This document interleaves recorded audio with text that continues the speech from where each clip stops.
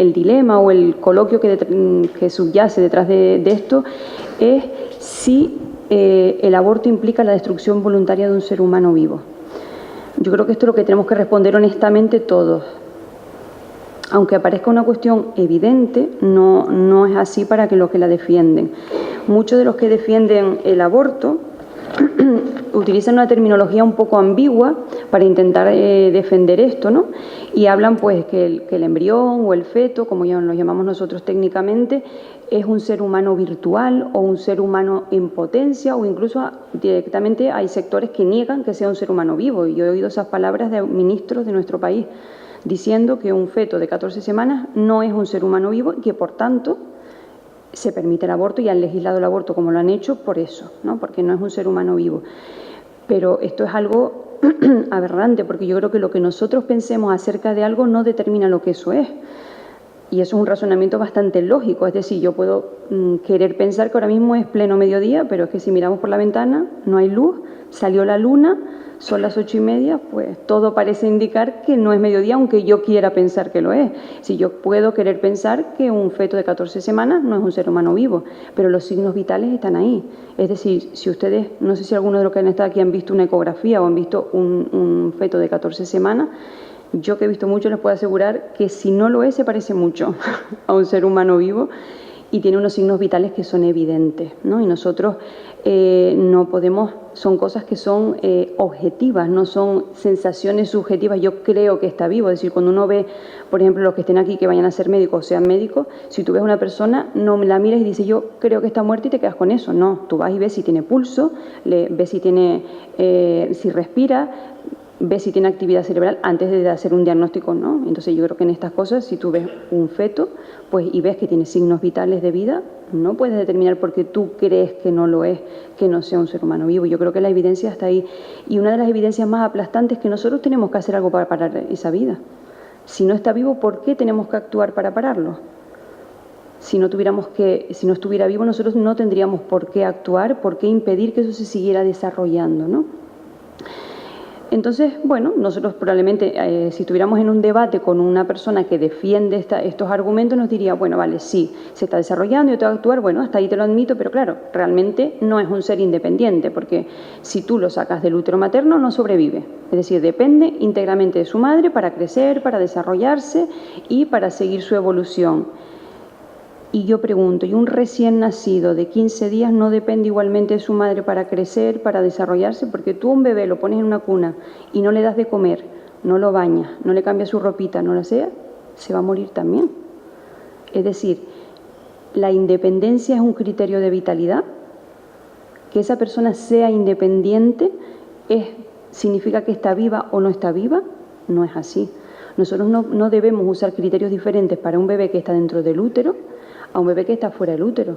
Y además es muy peligroso caer en esto, porque lo que estamos haciendo es cayendo en un relativismo moral, es decir, en base a criterios como la independencia o lo que nosotros creemos subjetivamente, esa persona está viva o no está viva en base a esos criterios. Si nosotros usamos esos criterios, nuestros ancianos, por ejemplo, que dependen de nosotros para que nosotros les demos de comer, los hacemos, tampoco son seres humanos vivos. Nosotros tenemos un hijo con una parálisis cerebral que depende que a lo mejor nació sano y ha tenido luego una parálisis cerebral por una enfermedad, ¿ya ha dejado de ser un ser humano vivo? Si tu hijo se enferma con 4 años y depende de que tú les des de comer, los enfermos que están ahora mismo en la UBI, si nosotros no les ponemos soporte ventilatorio, no les damos de comer por sonda, también se mueren. ¿Han dejado de ser seres humanos vivos porque dependan temporalmente de otra persona? O sea, el criterio de independencia no lo podemos usar para definir esto. Y en el fondo es lo que están usando.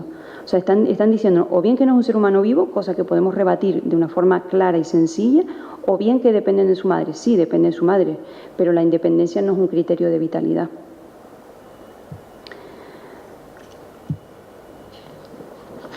Si analizamos la ley o la legislación actual en nuestro país, tenemos que remontarnos, el primer hito histórico aparece en el año 1983, que es cuando se empieza a debatir en el Congreso la posibilidad de cambiar el Código Penal para que esto sea algo legal en nuestro país que previamente era ilegal.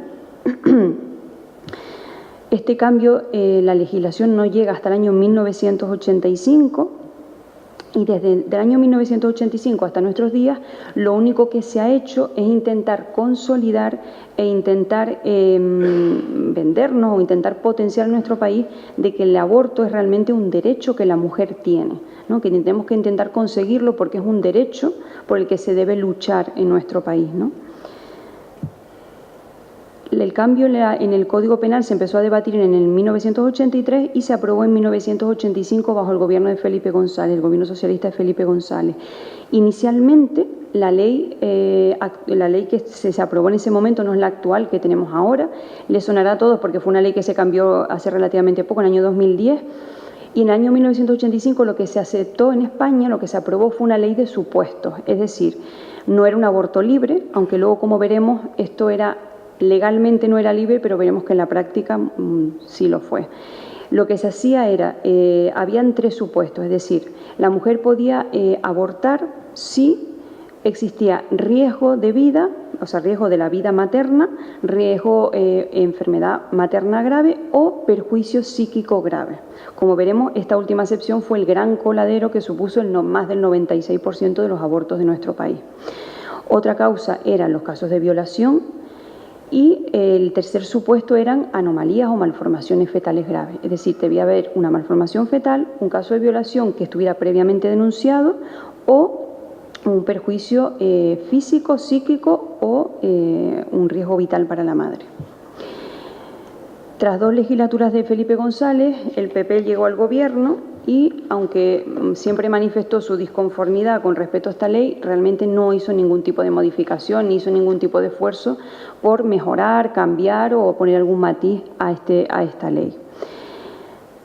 Y la gran despenalización o la gran revolución en cuanto a esto fue en el año 2010 bajo el gobierno de José Luis Rodríguez Zapatero, cuando era una de sus promesas electorales, él prometió despenalizar completamente el aborto, es decir, pasar de una ley de supuestos en la que estábamos desde el año 1985 a una despenalización del aborto, es decir, no había que argumentar nada para poder abortar, es decir, no había que argumentar nada, de tal manera que hasta la semana 14 de embarazo la mujer no tenía o los padres no tenían que argumentar ningún tipo de problema médico o psíquico para poder interrumpir esa gestación, sino simplemente pedirlo y está financiado por el Estado hasta la semana 14.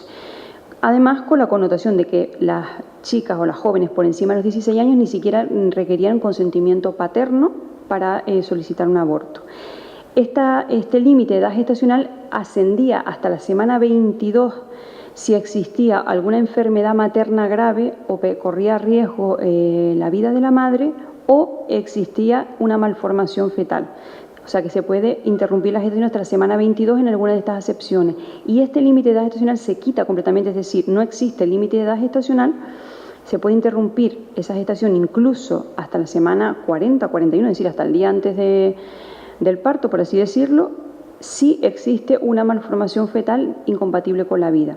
Aquí sí te la coletilla que estos casos concretos, que son pocos, son la gran minoría, pasan a un comité ético en cada de ese hospital y ese comité ético decide si ese caso realmente es incompatible con la vida y se puede interrumpir independientemente de la edad gestacional, si así los padres lo solicitan. Esto es un feto de 14 semanas. Con esta edad gestacional se puede abortar sin argumentar absolutamente nada, sino el deseo materno. Como ven, cuando uno piensa que ese límite se ha puesto a quizás porque hasta ahí no hay vida o no, probablemente lo que nos venga a la mente es que ahí lo que tenemos es como una masa de tejidos, de células, algo amorfo que no tiene mucha forma o mucho, pero es un ser humano completamente formado. De hecho, la semana 14 la formación de todos los sistemas del cuerpo están perfectamente formados y esto es un feto de 14 semanas, no lo que nos intentan vender que no es un ser humano vivo. Posteriormente llega nuevamente el PP al poder y a pesar de haber manifestado reiteradamente su disconformidad con la reforma que había hecho el gobierno socialista y prometer en su campaña electoral hacer una reforma de la misma y tener incluso un anteproyecto de ley,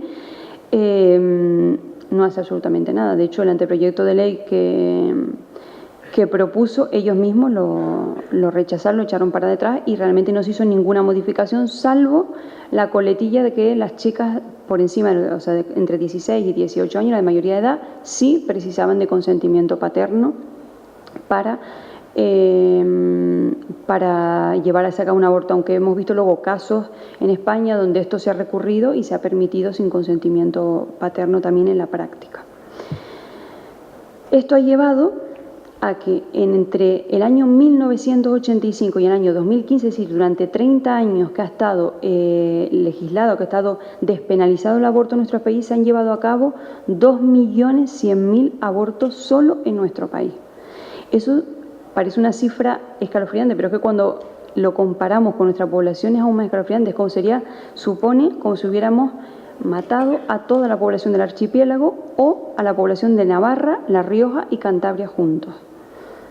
¿Vale? O sea, para que veamos un poco la magnitud. Y como vemos en estas cifras que están, o sea, en estos palitos que están señalados en los diferentes colores, los rojos son los que se llevaron a cabo bajo el gobierno socialista y los azules bajo el gobierno del PP son exactamente el mismo número. Es decir, porque tampoco se realizó nunca ningún tipo de modificación. Una vez que se empezó a despenalizar, ningún político de ninguna rama hizo ningún esfuerzo por recular o por modificar este tipo de ley, con lo cual se han llevado a cabo el mismo número de abortos.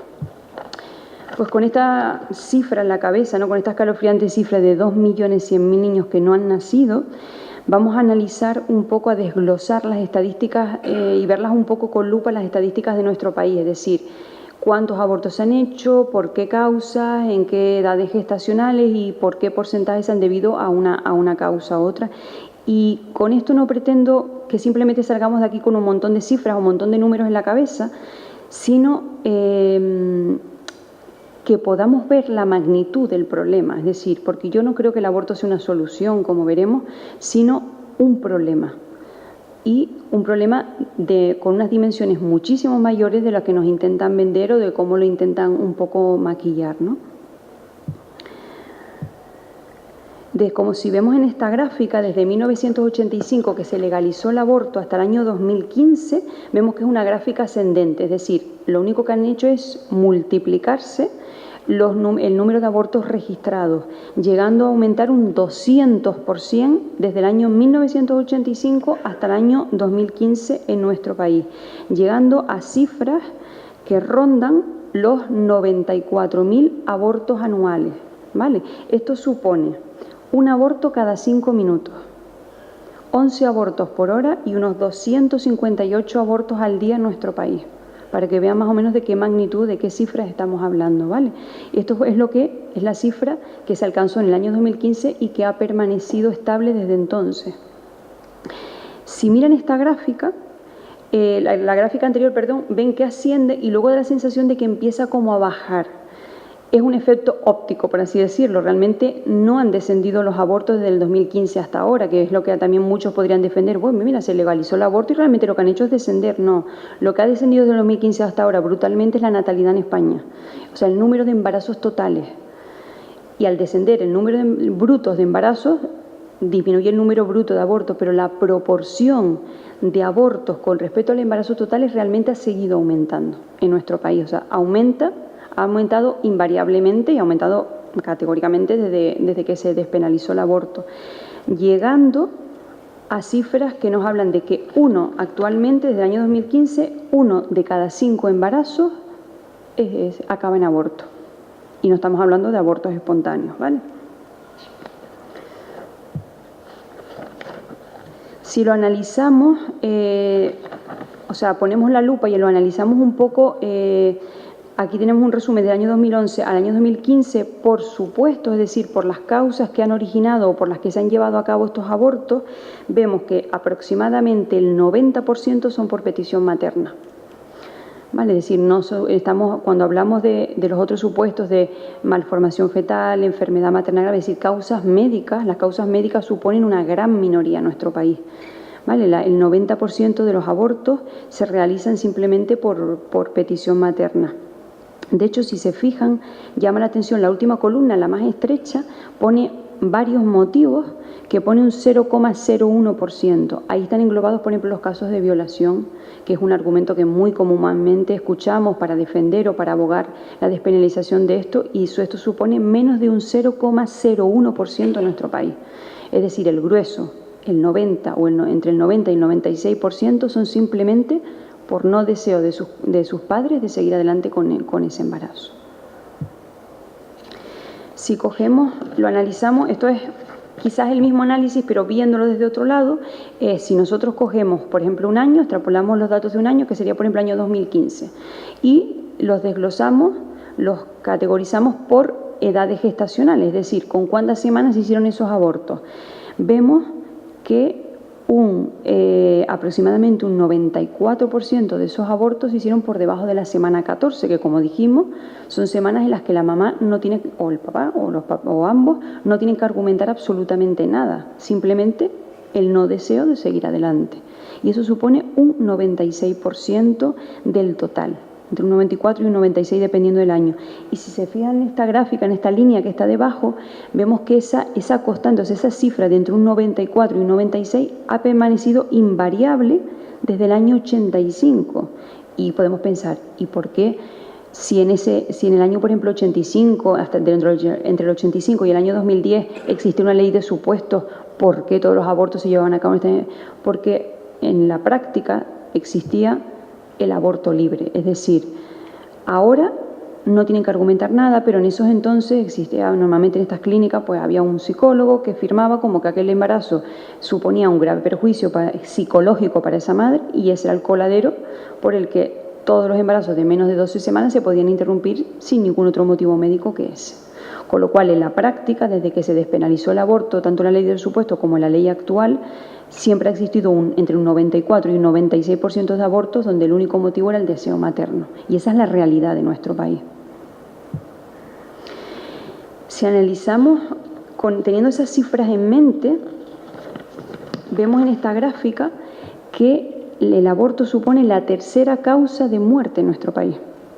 Y a mí me llamó mucho la atención cuando encontré esta diapositiva, porque me venían a la mente la cantidad de campañas que se hacen para prevenir los accidentes de tráfico, que si vemos están ahí arriba en chiquitito, para prevenir el SIDA, para prevenir el cáncer, cosas que por supuesto creo que están sobradamente justificadas y no estoy criticando que se hagan, pero me llama la atención cómo los grandes esfuerzos en los medios de comunicación, económicos, educacionales que se hacen para prevenir estas causas de muerte, y no se hace absolutamente nada, sino justamente lo contrario en nuestro país con el aborto, que es la tercera causa de muerte, muy por delante de los suicidios, muy por delante del Alzheimer, muy por delante de los accidentes de tráfico, del SIDA, de homicidio y de ahí para abajo de todo lo que se nos venga a la mente, ¿no? Es decir, no estamos haciendo absolutamente nada, y además no solo no estamos haciendo nada para prevenirlo, o para prevenir que estos abortos se den o se lleven a cabo, o para que estos embarazos no deseados tengan que llegar a un aborto, sino que encima estos mismos grupos políticos que han despenalizado esto manifiestan, tanto los grupos políticos como los estadistas, los filósofos, los pensadores de nuestra sociedad, lo único que manifiestan es la preocupación de la inversión de la pirámide poblacional, es decir, que dentro de X años no va a haber quien pague las pensiones, pero estamos haciendo 2 millones, estamos haciendo 96.000 abortos anuales, es decir, no nacen, dejan de nacer 96.000 niños y luego manifestamos nuestra preocupación de que no hay niños que van a ser los adultos del futuro para pagar pensiones. O sea, me parece como un doble rasero, una doble forma de pensar que no está justificada, es decir, no tiene ninguna lógica, ¿no? ¿Y por qué entonces, teniendo estos datos delante y analizando las cosas, por qué nuestra sociedad ve el aborto como una solución? ¿Una solución a qué? Es decir, ¿qué estamos intentando solucionar con el aborto? Porque parece, ¿no? Todo el mundo si hablamos de este tema de una forma a lo mejor quizás irreflexiva o rápida o sin analizar los argumentos que usan, puede parecer algo lógico, ¿no? Es la solución a estos problemas. Bueno, ¿qué estamos intentando solucionar? Es decir, ¿qué estamos consiguiendo, ¿no? Los argumentos que usan los grupos proabortistas son múltiples, muy variados, y es imposible analizarlos todos ni discutirlos, ¿no? Probablemente a ustedes se les ocurrirán muchísimos más de los que yo voy a exponer. Yo he escogido solamente algunos, intentando un poco analizarlos críticamente, ¿no? Y rebatirlos, porque muchos de ellos, si los analizamos críticamente y los miramos con lupa, no hay por dónde cogerlos, ¿vale? Quizás el más comúnmente oído, o uno de los más comúnmente oídos, es que la mujer tiene derecho a decidir sobre su propio cuerpo. Y eso lo oímos todos muy frecuentemente, cosa que, como veremos, no tiene ningún fundamento, como analizaremos ahora. Es decir, el primer fundamento, la primera falta de fundamento es jurídica, es decir, el derecho a la privacidad no prevalece por encima del derecho a la vida. ¿Por qué? Esto es muy lógico. Si el derecho a la privacidad prevaleciera por encima del derecho a la vida, yo tengo derecho a matarte si tú invades mi privacidad. Tú invades mi privacidad, pues yo te quito la vida porque me estás molestando, me has robado, me has hecho esto, y no tengo derecho a quitarte la vida porque el derecho a la vida es un derecho constitucional fundamental y no se justifica quitar la vida a otra persona porque invade tu privacidad. Con lo cual, el derecho a la mujer a decidir sobre su propio cuerpo no puede nunca implicar quitar la vida de otro ser humano. Entiendo y no comparto, pero bueno, puedo llegar a respetar que la mujer tenga derecho a decidir sobre su propio cuerpo. Bueno, muy bien, que se ampute un brazo si quiere amputarse un brazo, que se ampute una pierna si quiere amputársela, es su cuerpo. Si quiere raparse el pelo, que se lo rape. Efectivamente, hasta ahí creo que no hay ningún tipo de discusión. Tú puedes estar de acuerdo o no lo que está haciendo, te puede parecer bien, mal o te puede parecer perjudicial para su organismo. Bueno, tú puedes tener tu opinión, pero efectivamente es su cuerpo, y si ella dice, yo tengo claro lo que va a implicar que me ampute una pierna, pero me la quiero amputar, bueno, o me quiero rapar el pelo, pues rápeselo usted, efectivamente, es su cuerpo. Pero la pregunta que nos tenemos que hacer es, ¿por qué asumimos que ese feto es parte del cuerpo de la mujer? Yo creo que es muy fácil, o es muy lógico pensar que esto no es así, pero es una cosa que se da por supuesta. Usando esta argumentación estamos dando por supuesto que ese feto es parte del cuerpo de la mujer. Y los que tengamos algún tipo de conocimiento de ciencia sabemos sobradamente que eso no es así. Es decir, ese feto, ese embrión o ese bebé, como lo queramos llamar, tiene una dotación genética que es completamente diferente a la de su madre. Morfológicamente es completamente diferente a su madre. Muchas veces ni siquiera comparten el mismo sexo.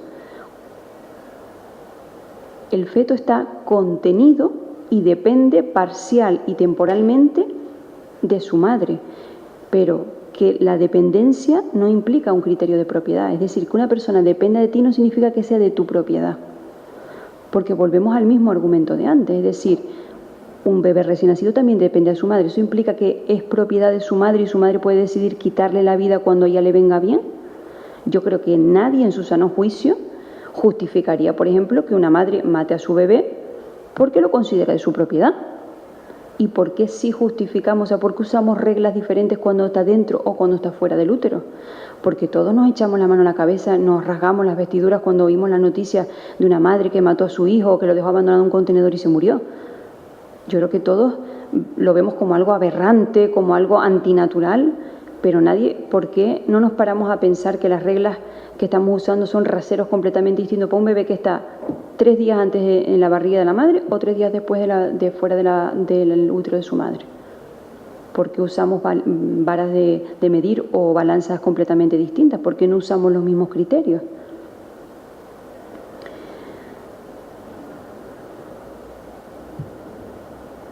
Otro argumento que encontré, quizás no tan oído o tan promulgado como el anterior, es no aumentar la pobreza.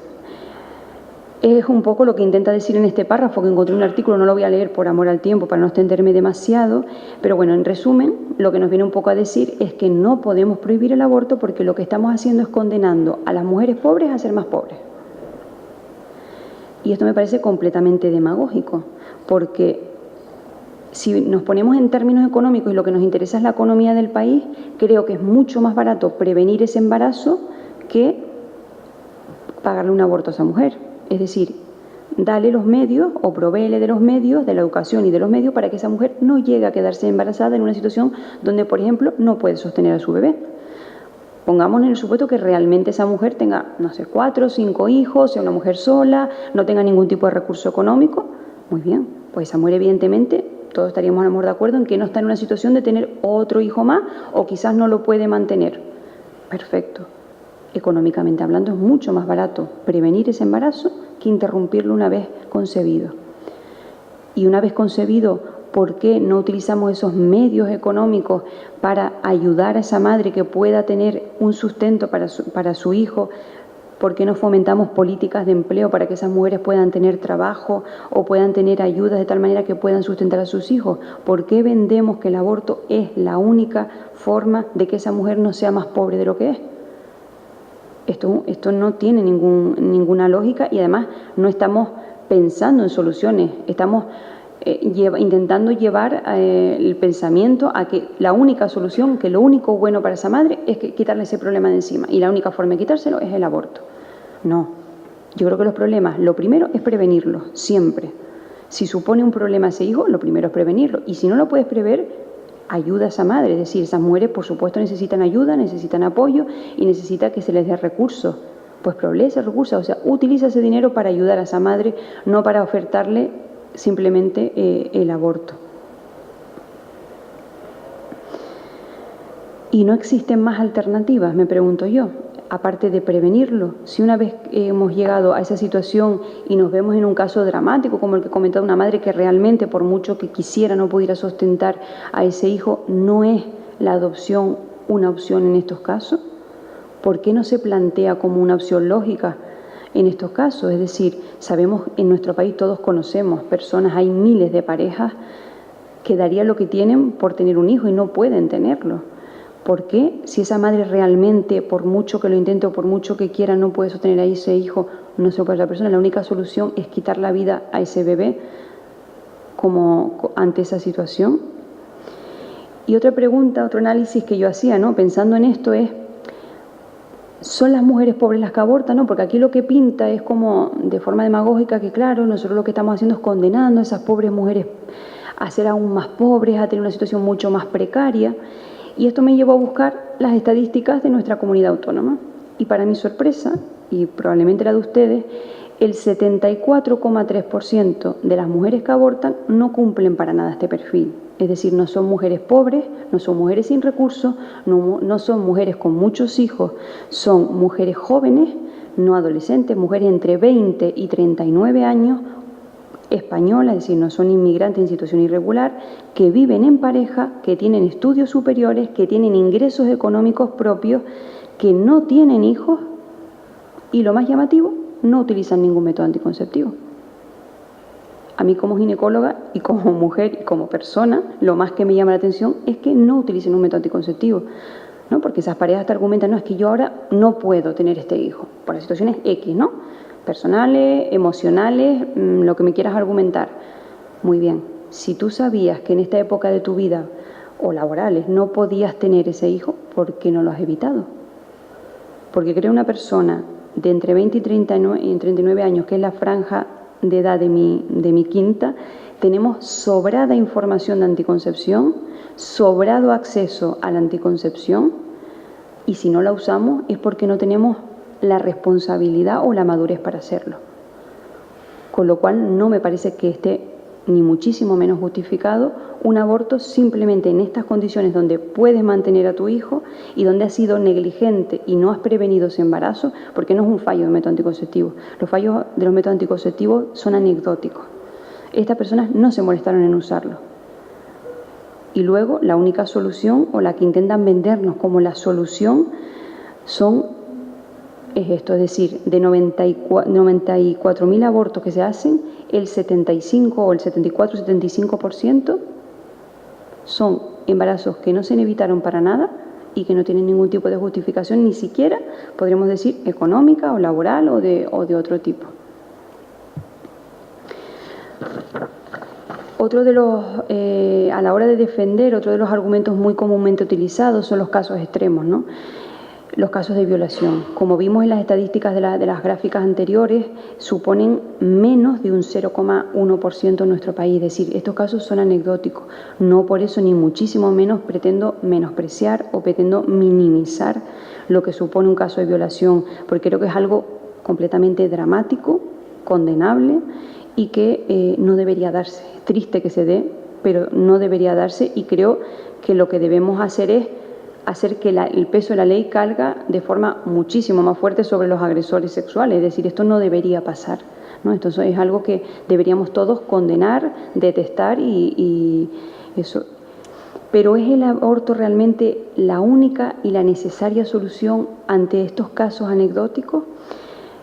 Yo creo que tanto esa madre como ese niño, ambos son víctimas de esa agresión. Es decir, entiendo que esa mujer, por supuesto, es una víctima que lo único que necesita es comprensión, ayuda, apoyo y defensa. No necesita nada más de nosotros. Pero ese bebé también. Ese bebé no ha pedido venir a este mundo y muchísimo menos venir en esas circunstancias y tener un padre como el que va a tener. Evidentemente es una víctima igual que su madre. ¿Y por qué entonces le aplicamos la pena capital al inocente?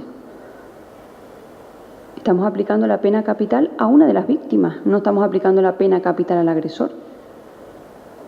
Yo entiendo, me parece completamente entendible que esta mujer no pueda hacerse cargo de ese hijo o no quiera, psicológica, moral, lo entiendo perfectamente, que no pueda o no quiera asumir ese hijo en esas circunstancias, pues probablemente porque le recuerde o porque sea algo duro emocionalmente para ella tener un hijo en esas circunstancias, que es algo completamente no deseable. ¿Por qué aquí tampoco nos planteamos la adopción? En nuestro país no se plantea en esos casos facilitar la adopción para esas madres y que esos niños puedan tener un hogar fuera de ese evento que ha generado ese embarazo y puedan, pues, tener unos padres que le puedan dar un futuro a una persona a un niño que es una víctima de una situación. Igual que hay que darle soporte, ayuda y para que esa madre también pueda tener un futuro y pueda superar esa situación que ha vivido tan terrible, podemos también, ¿por qué no le damos una oportunidad para que ese niño que no ha elegido venir en esas circunstancias también tenga un futuro?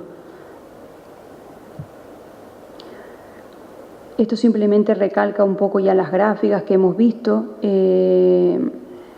Hay una advertencia legal que encontré preparándome la charla que dice que los casos difíciles hacen malas leyes. Y yo creo que no es más aplicativo o oportuno que en esta situación. Es decir, no podemos usar el argumento de la violación o de los casos de violación que suponen un 0,01% para despenalizar el aborto, porque lo que ha supuesto que es un coladero de un 96% de abortos sin ningún tipo de justificación.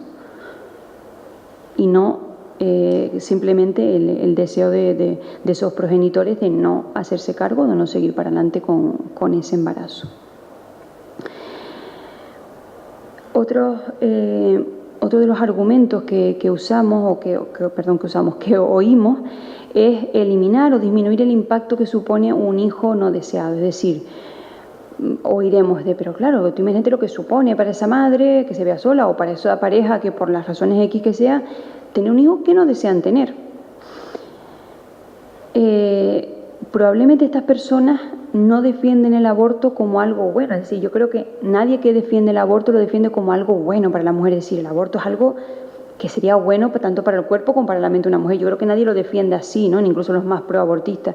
Sino lo que hacen es defenderlo como el menor de los males. Es decir, la madre tiene que elegir entre un bebé no deseado y el aborto. Pues probablemente el aborto sea el menor de los males, porque lo otro supone, pues, él no quiere a ese bebé, las implicaciones, pues, económicas, morales, físicas, y etcétera, etcétera, que implican. Entonces, bueno, pues probablemente si lo ponemos en una balanza, es menos problemático el aborto.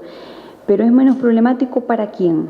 Es decir, qué consecuencias estamos valorando. Estamos valorando las consecuencias de la madre, estamos valorando las consecuencias del bebé, las consecuencias de ambos.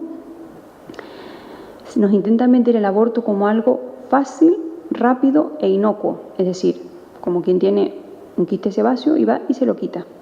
Ya está. Es decir, no supone ningún tipo de problema, ningún tipo de secuela, ni ningún tipo de consecuencia en ningún ámbito de la vida. Es decir, ni moral, ni psicológico, ni psiquiátrico, ni físico, pero los estudios nos dicen lo contrario.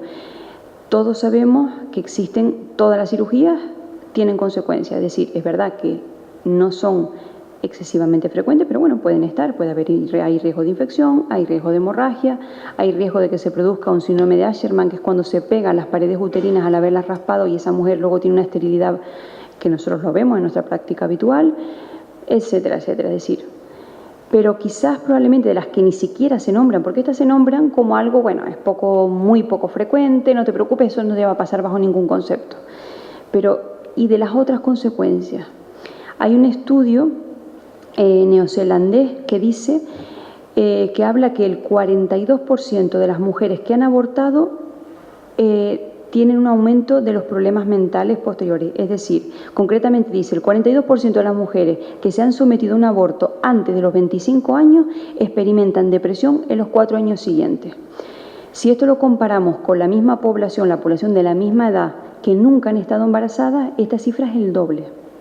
Es decir, es un 50% más en las mujeres que han abortado que las que nunca han estado embarazadas, que tengan una depresión en los 4 años siguientes a este evento.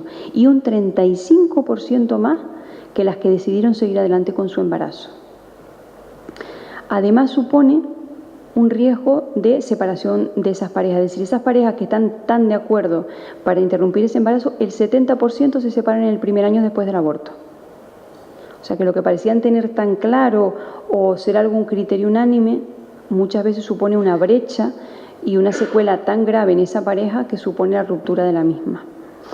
Además, se han publicado trastornos alimentarios, trastornos del sueño, trastornos de abuso de drogas.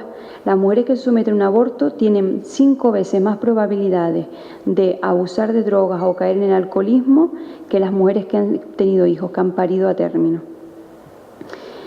Y existe también, aunque parezca difícil de entender, ahora lo explicaré, un aumento de la mortalidad en estas mujeres. Y se hizo un estudio epidemiológico, un estudio corte en Finlandia. En el año 1997 se cogió los certificados de defunción de más de 9.000 mujeres. De mujeres entre el año 1987 y 1994 que habían, y lo que reveló es que las mujeres que habían abortado con respecto a las mujeres que habían llevado a término su embarazo, tuvieron 60 meses más muerte por enfermedad, 7 veces más muerte por suicidio, 4 veces más muerte por accidente y 14 veces más muerte por homicidio. Con lo cual podríamos concluir que el aborto no es tan inocuo a medio o largo plazo como nos intentan vender. De hecho, este estudio concluye que el aborto en términos de mortalidad es más peligroso para la madre que llevar a término su embarazo. Si estamos hablando en cuanto de mortalidad, y podemos preguntar, ¿y por qué supone que las mujeres que aborten se mueren más de suicidios, de homicidios o de enfermedades? Pues muchas veces por las prácticas de riesgo que acarrea. Es decir, estas mujeres, y tuvimos hace 3 años un testimonio aquí real de una chica que dio su testimonio de lo que había supuesto para ella un embarazo y cómo su aborto y cómo ella había caído en las drogas, se había metido en un ritmo de vida desenfrenado, de consumo de sustancias. Estas cosas son conductas de riesgo que aumentan nuestra morbimortalidad y se refleja en esta cifra. Y, por supuesto, yo creo que no se tienen en cuenta, ni nadie nombra las consecuencias para ese bebé que ni siquiera se le da la oportunidad de vivir. Porque la de las madres pasamos muy de puntillas y nombramos alguna, pero la del bebé ni siquiera se nombra. Y otro argumento que puede parecer muy inocente, incluso hasta lógico cuando lo oímos, es evitar una mala calidad de vida a ese bebé. Es decir, es que yo no le puedo dar una calidad de vida, la calidad de vida que ese niño merece, ¿no? No le puedo dar esa calidad de vida que ese bebé merecería tener, pues bien por temas económicos, bien por las razones que quieras argumentar, ¿no? Y esto parece un argumento, como digo, muy inocente, ¿no? Incluso hasta loable, es decir, como yo no le puedo dar una buena calidad de vida, se la voy a quitar. ¿No? Puede parecer hasta loable cuando lo vemos así, pero detrás de esto hay una filosofía eugenésica. ¿Y qué significa eugenesia? Bien nacido. La definición de bien nacido que es detrás de esto, lo que se argumentaba o lo que existe detrás de esta filosofía es la definición o el argumento de que solo los seres humanos sanos deberían reproducirse para tener bebés sanos. Y así tenemos una población sana, sin problemas, sin mala calidad de vida. Y esto, aunque parezca quizás poco peligroso, es muy peligroso. De hecho, esta filosofía fue la que adoptó la biología evolucionista de Darwin. Los más fuertes, los más sanos son los que deben reproducirse para dar lugar a seres sanos, fuertes y crear una raza pues más sana. Y esto fue lo que, como todos sabemos, adoptó ampliamente Hitler y su partido político en los años 30-40 en la Alemania nazi, y todos sabemos las consecuencias que trajo adoptar este tipo de filosofías, ¿no? El genocidio que supuso. Pero como decía antes, justo el genocidio nazi no llega ni a la suela de los zapatos del genocidio de nuestra sociedad actual. No llega, si nosotros comparamos las cifras, son anecdóticas al lado de estas cifras. Esta filosofía o esta forma de pensar que puede parecer inocente cuando las escuchamos por primera vez, es una siniestra mentalidad que lo que hace es emitir juicios económicos y de calidad de vida que nos permiten decidir sobre la vida de otras personas. Si nosotros creemos que va a tener una buena calidad de vida, le permitimos vivir, pero si creemos que su calidad de vida no va a ser buena o no le podemos dar la calidad de vida que nosotros creemos que debe tener, porque muchas veces eso no es la que tiene, sino que nosotros creemos que debe tener, es mejor quitarle la vida. Si nosotros usamos ese rasero, ¿por qué no matamos a todos los niños de África que se están muriendo de hambre? ¿Qué calidad de vida tienen esos niños? Podemos pensar así. Si nosotros argumentamos, o sea, seguimos esta línea de pensamiento, es lo que hizo Hitler. Él quería una raza diferente y todo aquel que consideraba que no llegaba a ese estándar, si nosotros creemos que ese bebé no va a tener una calidad de vida, pues podríamos llegar a pensar, si seguimos con esta línea de pensamiento, el quitar la vida. Entonces, volvemos a la misma pregunta: ¿por qué lo de los niños de África nos parece algo aberrante y me parece que está diciendo un disparate? Porque usamos un rasero diferente para un bebé que está dentro del útero a un bebé que está fuera del útero. ¿Por qué tiene menos derecho o por qué su mala calidad de vida que nosotros suponemos supone un derecho a quitarle la misma? Debemos tener cuidado con esta filosofía, porque si nosotros empezamos a defender o argumentar que esto no es tan malo, nosotros podemos empezar a extender esto a otros seres humanos. Y por ejemplo, un enfermo de Alzheimer, ¿podemos suponer que no tiene una calidad de vida que nosotros creemos que es lo suficientemente buena como para hacer que siga viviendo? O un niño con una parálisis cerebral. Y somos nosotros quienes debemos decidir si esa vida merece ser vivida o no. Pues quería terminar con esta frase y dar las gracias por su atención.